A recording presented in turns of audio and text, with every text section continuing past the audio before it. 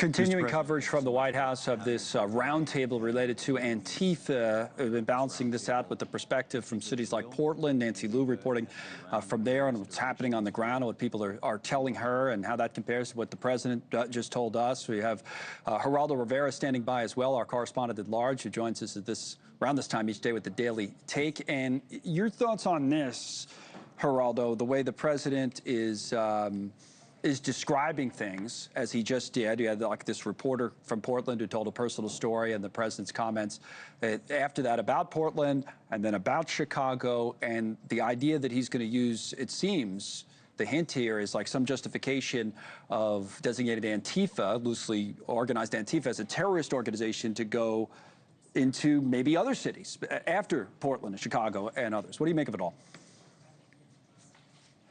Well, I have a couple of takes on it, Connell. I think Andy Ngo, the reporter who was choked out and described in very vivid terms what had happened to him, I actually follow him on Twitter. I think that he's, he brings to light things that mainstream media often overlooks, either intentionally or for whatever other reason. I think that there is, at times, truth from what he has to say. I think he really has been victimized by far left extremists.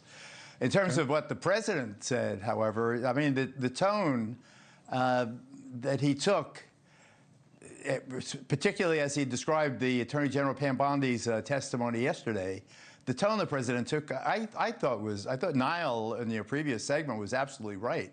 There was a menace to it. There was an exaggeration to it. There really was a feeling that you're next. I'm coming for you if you say anything bad about me.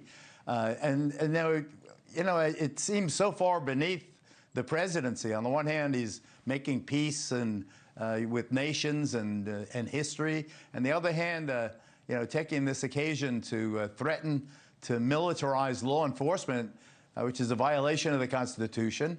It's clear, and there is the Posse Comitatus Act that specifically prohibits it, except in rare circumstances. Yep. I just ask you in the audience to remember the George Floyd riots. The George Floyd riots were real, destructive, involving death and property devastation and damage. And the president was the president then, and he did not call out the National Guard except in limited circumstances. When he had the opportunity, if he was so moved by the inability of local governments, in Minneapolis in this case, to heal itself, to protect itself, why didn't he move massively federally in Minneapolis to stop the George Floyd riots when you had a real, civil disobedience, a real civic, conflagration? Arson and burning the precinct in those days. Now it seems like he missed the bus, and instead of saying a prescription for how to more effectively prevent crime, because I have friends in Chicago, my daughter goes to school there.